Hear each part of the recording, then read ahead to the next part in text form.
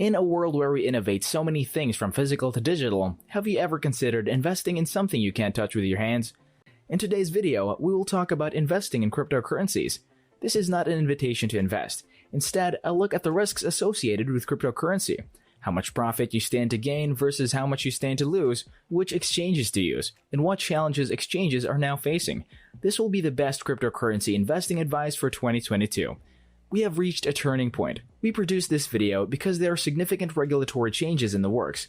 Latest regulatory changes in the US have already been announced. These changes can go a long way to help cryptocurrencies garner the kind of recognition they deserve, while simultaneously creating a more welcoming atmosphere. Let's take it from the top. I'll make 3 brief points. First, why investing in cryptocurrency in 2022 makes sense. Second of all, we'll talk about the basics, where to invest, how to use an exchange, and the key points to remember when making your decision. Lastly, we'll look at what the risks are for the predicted rewards. Consequently, when you have acquired all 3 aspects, you will have a better understanding of cryptocurrency investment. So let me introduce the most recent crypto investing related news. US President Joe Biden has stated that cryptocurrencies will be regulated, and he has directed his staff to undertake a more in-depth analysis of the crypto economy and offer reforms. Following this statement, cryptocurrencies have risen sharply. The cryptocurrency investing community has responded favorably to this shift. But you may ask, what's the big deal? That's a fair question because it's not as if the US is all of a sudden supporting cryptocurrencies. Powerful governments would never claim, hey, you know what? We should support cryptocurrencies. Come and invest. They aren't going to say this because of several considerations, one of which is that cryptocurrencies are decentralized by nature. Therefore, the governments, which have centralized tendencies, will naturally oppose any decentralized system or process. At the very least, they will not advocate for it. So you may question, well, then why are you supportive of this? With the passage of time, it is becoming clear that it is becoming difficult to forbid the use of cryptocurrencies.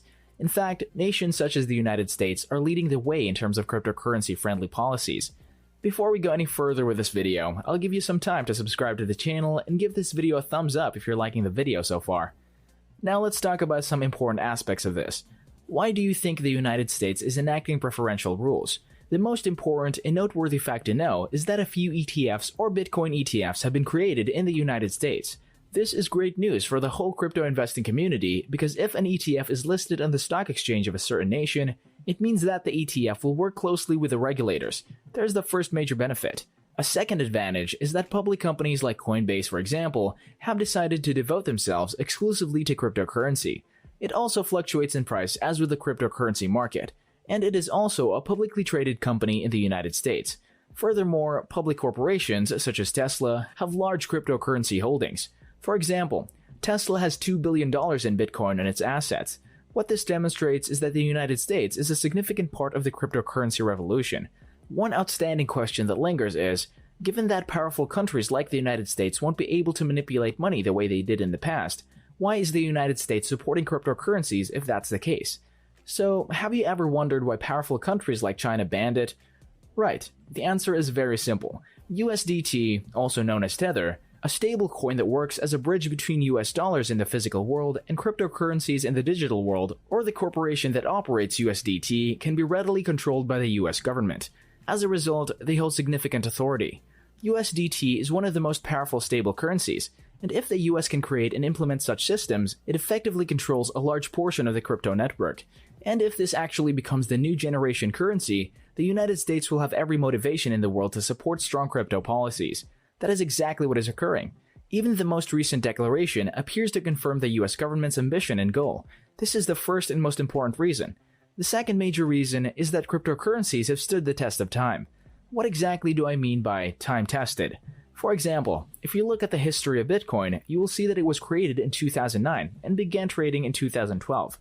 Bitcoin has endured a slew of storms, including the latest Russia-Ukraine conflict as well as a Chinese ban. One may argue that there have been several Bitcoin cyber attacks in which Bitcoin has been taken from exchanges. However, this is a problem of exchange. This is not a Bitcoin problem. Bitcoin has never been hacked as a network. There's no issue with the Bitcoin network, it's the exchanges that have been attacked. The third and last reason to invest in cryptocurrencies, or at least a reputable coin, is the emergence of new sectors. Now, before we go on to another part, which discusses how you should acquire and sell cryptocurrencies, let me address a small issue. People claim that cryptocurrencies lack basic business foundations. That is not the case. Why? simply because they do not manufacture anything. They are useful because they connect buyers and suppliers. They create systems that increase convenience. However, 99% of cryptocurrencies are fluff, but excellent ones will endure. They will become market leaders and bring a great deal of value to the globe. Cryptocurrencies are at a key juncture in their development. The rules are growing more and more lenient by the day. So maybe you're thinking, where should I begin in terms of acquiring cryptocurrencies? What exchanges should I pick and how should I go about doing so? You're free to choose any exchange. However, in terms of exchanges, you have two options.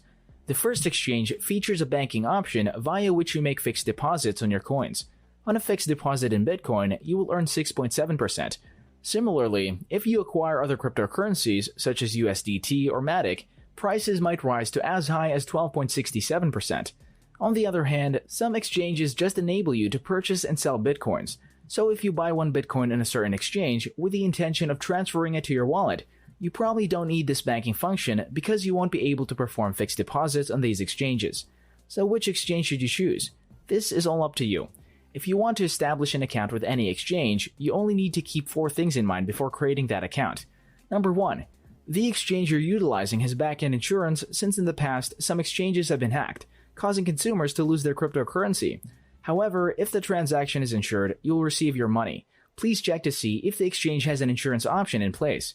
You may be a little worried now and say, how often does this hacking occur? Rarely. This can also occur in your banks. The second most important thing to remember is the liquidity aspects of an exchange. Liquidity features essentially mean that exchanges source liquidity. Please verify the liquidity of the exchanges. It is simple to acquire and trade cryptocurrencies, and they provide a good spread. The spread, which is the difference between the purchasing and selling price, is the more crucial factor. It is more crucial to consider the spreads than the actual purchasing or selling price, so keep this liquidity feature in mind at all times. Third, evaluate who is financing such transactions. Always make sure that the exchange is reputable. The last element is the added functionality in the UI UX. For example, there are only a few exchanges where you can buy things on dip right now. Now let's go on to part 3 of this video, in which we explain how you should go about investing in cryptocurrencies, as well as the expected rewards and risks when you do so. So first and foremost, our advice is that cryptocurrencies should just be a portion of your total portfolio. Please keep in mind that you are investing in cryptocurrencies as an asset class. You're not putting all your money into cryptocurrency. Second, I'd like to emphasize the importance of investing in respectable cryptos. Only go ahead and invest if you comprehend the core value. If you still do not understand the basic value, do not invest until you grasp what the genuine fundamental worth of that specific coin is. It's better to be sure than to regret. Understanding the risk-reward equation of cryptocurrencies is the third and most important step in crypto investment. Invest a little amount of money if this risk-reward combination appears to be advantageous to you. If it doesn't appear good to you, don't invest until you have that certainty. Remember that investing is not a race, so as soon as you have that confidence, you may begin investing. Well, that wraps this video. We hope we were able to assist you in your crypto investment venture. If you have any questions, feel free to ask in the comment section. We'll do our best to answer those. Hit the like and subscribe button to know more about crypto.